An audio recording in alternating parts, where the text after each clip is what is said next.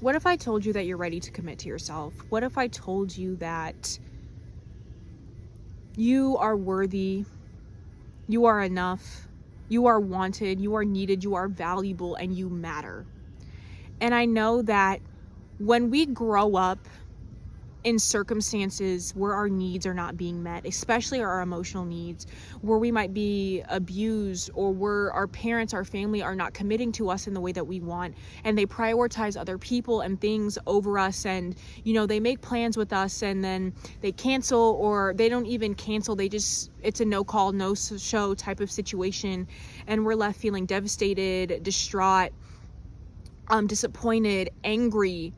And when these things continuously happen over and over again, we see it and we blame ourselves, and we feel like it's something wrong with me, that I'm not valuable enough to keep my parents' attention. I'm not valuable and important enough for my parents to choose me and to prioritize me and to put me above whatever they have ignored me and pushed me to the side for.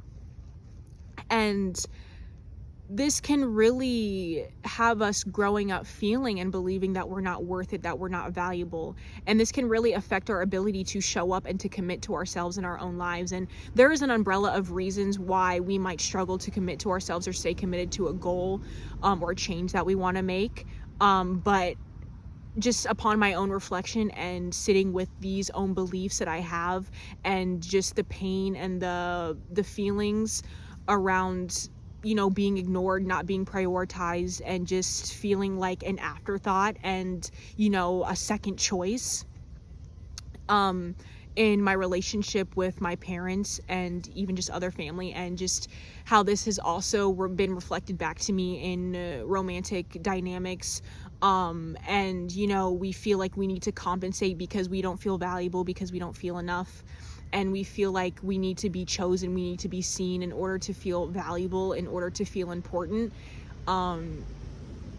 And we feel like we need other people in order to just feel good about ourselves and to feel like we matter in this world. And I know what that's like. I know how painful that can be. And this can also affect your ability to just take care of basic things like your hygiene, to shower, to just feel like there's a point and a purpose in taking care of yourself. Because when you feel like you don't matter, you feel like if you were to just disappear, everything would be okay. And I know what that pain is like. I know what it feels like to feel that in order for people to kind of love you the way that you love them is if you weren't here anymore, is if something bad happened to you, and in hopes that they would regret how they treated you and just be like, damn, well, I guess it's too late, I should have been a better parent when I had the chance. And this can be a very all-consuming feeling, especially when we're children. It's actually really scary to think that you'd be better off not being here anymore, and just feeling like you don't matter and that you're not important and that you aren't worthy of good things, that you aren't worthy of love, that you aren't valuable enough for it, and feeling and believing that you need to be different or you need to change in order to meet that condition, in order to receive what you desire. And like I said, this can affect the way that we show up for ourselves in our own lives, not even just in our ability to take care of ourselves, but also in our ability to take our ideas seriously, to take how we feel seriously, to take ourselves seriously and everything that comes with us, everything that comes with our internal world and our own internal magic. And to even see who we are as worthy, magical, powerful beings in the first place. And being conditioned or being exposed to these conditions and being conditioned to not loving yourself, and all of these things that you can uncover and unlock when you tap into these feelings and you do that work, really distorts your relationship with yourself. It distorts how you see yourself, the lens that you see yourself through. And if you grew up with critical parents and you were judged and parts of you reject, and you learn to suppress yourself. You view yourself through the lens of criticism and constantly seeing the worst in yourself, but you also perceive the world as that. You also think that everybody in this world is going to view you the same way that your parents have viewed you the same way that your critical mom, who had something negative to say always, or only supported you and gave you approval when you were academically achieving something, right? And it was very based on conditional love and not unconditional love. It really distorts our relationship with the world that we have, and it really affects our heart chakra and our solar plexus chakra, right? And the one thing about learning to commit to yourself, it's not about being perfect. It's not about changing yourself. It's not about, curating this, fucking 20-step morning routine and night routine in order to fit into the conditions in the box that we think we need to fit into in order to be worthy of what we want, in order to be worthy of what we desire, in order to be worthy of loving and accepting ourselves. And putting conditions on when it is acceptable to love and accept yourself is only perpetuating these beliefs that we have been conditioned with since our childhood. Because learning to commit to yourself isn't about, like I said, being perfect. It's about seeing yourself, who you are now, as worthy and enough to have your basic needs met, to see that you are worthy and deserving of the commitment that you desire, that your parents never could give you, so you can pour into yourself, so you can have a full cup. And my why for committing to myself, the thing that I always come back to, is me. I do this for me. I do this for my inner child. When I was first introduced to the concepts of inner child healing and spirituality in general, I heard from this person that, your inner child is this version of you inside of you, and it's not even separate from you. Your inner child is an energy, okay? It's an energy that exists within you that holds on to these pain and these stories and these wounds, and is just really still feeling and lingering in that hurt and that pain that we experienced in our childhood that never got fully resolved, that was never fully seen and validated and fully processed. Okay, and just hearing validated in that way, I felt so fucking seen. I felt so seen because I knew that was true. I resonated with that. I resonated with the fact that there's a part of me that still feels deeply hurt from the things that I experienced in my childhood, and just the invalidation and all this anger and this rage and this disappointment and this sadness and this grief that, that was being brought into my life because my soul was ready for me to commit to myself. My soul was ready for me to completely transform my sense of self and identity and my relationship with myself to be a relationship with myself that ultimately supports the life that I am meant to live, so I can embody my full potential. Because I am here to embody my full potential. And my motivation for committing to myself, for constantly showing up, is because I'm doing this for her. I'm doing this for the part of me that unfortunately did not get the love that I needed in my childhood. I'm doing this so I can prove to myself that I am worthy and that I am enough. And it's not because I'm enough based on the conditions of what I do. It's because I exist. And I didn't know that. I didn't feel that. I felt like I had to be somebody else in order to matter, in order to be valuable. I felt like I needed other people to see my worth and my value in order for it to be present and to exist. And that's not sustainable. And that's not efficient. It's not. And I commit to myself because I owe it to myself, and that is my why. And I feel like having a why that you can always come back to, the thing that motivates you, the thing that actually fucking matters, the thing that you value. And I did this from a place of, yes, I believe that I didn't matter, but consciously hearing these things, consciously hearing this kind of made it click for me, where I was led into that. I've been guided this entire time, and I have been following and trusting the guides and the nudges that I have been receiving in order to have the relationship with myself that I'm meant to have. And when we believe that we're not valuable, that extends in our ability to see or not see the value in our vision, in our ideas, in the changes that we want to make. And, granted, there's a lot of subconscious and nervous system things that also play in the background of us being able to commit to ourselves and to, do things, because when our brains, our nervous systems are wired to protect us. And usually the things that keep us safe and protect us the most is staying where it's comfortable, staying where it's familiar. So it makes a lot of sense. And this is not an opportunity for you to beat yourself up because you've fell back on a routine multiple times. Like, it's okay. Like, trust me, it's okay. Like, your worth and your value is not based on the condition of what you do and how much you do and how much you are willing to commit to yourself. It's knowing that you are intrinsically and inherently worthy and enough, and that you matter. And it's allowing yourself to follow and trust your heart and your soul enough to lead you to exactly what is meant for you and what is in alignment for you and what you are meant to create and share and birth into this world, and that fulfills you and that makes you feel good and that makes you happy.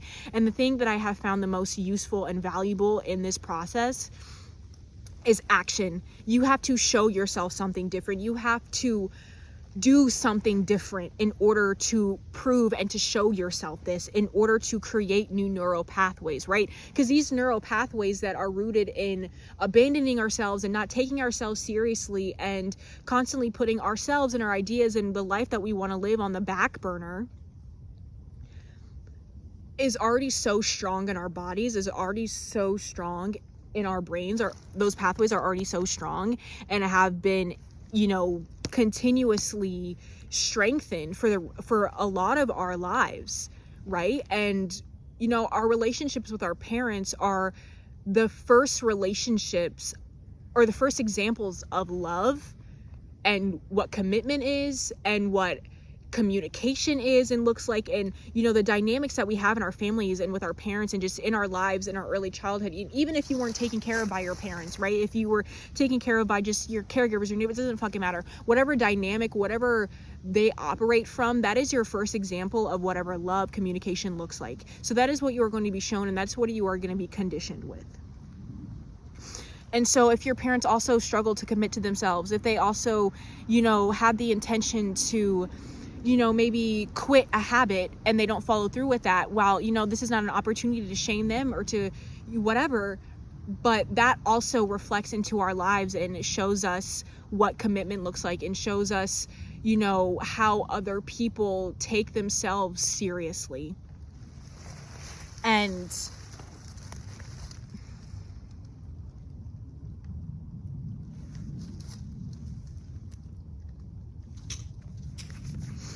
having the intention alone to commit to yourself, having the intention alone to just commit to yourself simply because that's what you deserve is very powerful and very potent, and is going to get you very far. But it also requires consistent effort and showing up for yourself. And a lot of the time when we feel like we need to do X, Y, and Z to be enough, or we feel like we need to do more or to have a more structured routine in order to be enough to receive whatever we want or to just feel good about ourselves, it feels like an obligation. And it's usually not rooted in our heart, it's rooted in our ego. And and our ego can really kind of fog what our heart wants and what our heart is leading us towards, because it doesn't feel safe. And the motivation of our ego is to be enough and to reach that standard and that condition that we think that we need to hit in order to, like I said, be worth it. But sometimes when it comes to committing to yourself and showing up for yourself, it does require you to do the thing that you don't want to do. It does require you to do the thing that you want to do the least, which can literally be taking a shower, which can literally just be brushing your teeth and making your bed for the day. It does require you to step outside of your comfort zone and to do something different. And chances are, if you're seeing this video, you're ready to do something different. And when it comes to doing something different, you don't have to do all of these rapid, radical changes all at once. You can slowly, do something different every day, whether that's, just not going on your phone first thing in the morning, or, just doing a somatic exercise, or nervous system regulation exercise the first thing in the morning. And like I said, just showing up. Because you are worthy and deserving of it. You're not worthy and deserving when you do more, or you hit this achievement, or you gain this amount of followers, or your specific person chooses you back. Like, you get to decide that you are worthy and valuable and enough now. And setting that intention, like I said, is going to get you so far. And I know what it's like to not feel worth it. I know what that's like. I know how debilitating that can be, and how that can feel, and how it can just make you feel like no matter what you do will never be enough, will never matter. But you really have to sit with that pain. You really have to sit and stop running from these voices and these beliefs and these feelings that are coming up for you, that have been controlling your life, and that continue to want to control your life, to keep you in this safety container and this illusion of security.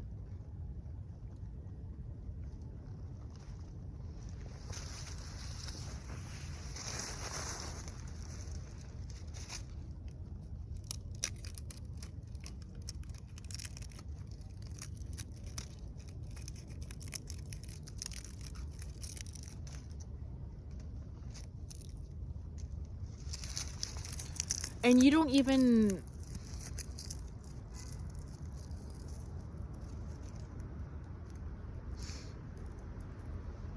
And I know from my own issues with mental health and depression, and just feeling like I didn't matter, that my life didn't matter, and even feeling bad and guilty for existing and taking up space, the last thing that I wanted to hear was that I had to keep going, that I had to keep going. And the thing is, you don't have to keep going. You don't really have to do anything you don't want to do.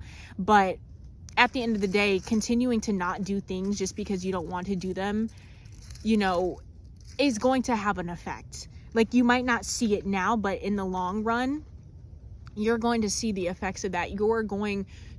Not making a decision is a decision. Making the choice to not do something, even though deep down you really want to do it, is going to affect you in the long run.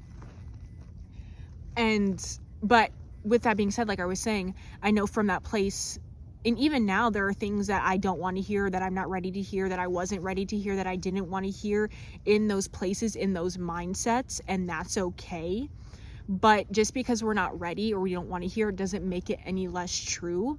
And these messages aren't here to shame us or to make us feel bad about where we're at in our life, or that we believe these things in the first place. If anything, a lot of these beliefs that we have carried since childhood are out of our control, because we don't have control over the environment that we're raised in and the family that we're born into.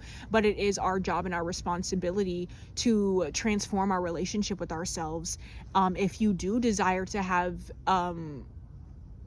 a relationship with yourself and a sense of self that is rooted in authenticity and unconditional love and self-acceptance. And I feel like just because in my soul knew that I was ready, that alone kept me going. Like, even though I wasn't aware of that, I knew that a part of me knew that I was right where I needed to be. And even looking back, I knew that I was right where I needed to be. And honestly, there's only so much saying stuff like this will do for people if they are not committed, or if they're not willing to show up. Because the thing is, yes, I learned a lot from these content creators and, people on these social media platforms who talked about the topics of spirituality and healing and all of these things, but it only gets you so far if you're not committing to yourself. You know, like, you can learn all that you want to learn. But the reason I am where I am now is because I constantly showed up for myself. I constantly, even when I wanted to fucking give up and I felt like it was just so hard, usually when it's the hardest is when you're on the verge of a breakthrough, is when you are on the verge of, you know, just kind of up leveling, basically. And you really have to fucking show up for yourself. Like, there's no other way to put it. You know, like I said, there's only so much that sharing messages and hearing these messages are going to do for you if you don't do the work and if you don't show up for yourself. And that can be really hard to hear, especially when, you know, and it can be very angering when you experience trauma and then you kind of learn that, okay, well, other people are not going to heal you. You kind of have to do the work yourself. And it's not that we are meant to heal in community too. Like, there's healing in community is very important, but also we do heal in isolation, and there is a balance between that. But, you know, nobody knows what you've been through other than you. Nobody knows how what you've been through made you feel other than you. You know, like, everybody's situation is very unique. And when it comes to doing things differently, take it slow. Like, for example, if you want to learn about fucking astrology, I don't know, there are so many things about astrology. There is so much to learn. And it can be very overwhelming when you want to learn about a new topic or you want to learn a new skill, right? Start slow. You know, with me, I'm learning more about astrology. I starting with the basics, starting with the signs, the zodiac signs, what house they rule over, what planet is ruled by it, all of that stuff, right? You have to start with the basics. You don't have to overwhelm yourself and completely do something, like, change everything, okay?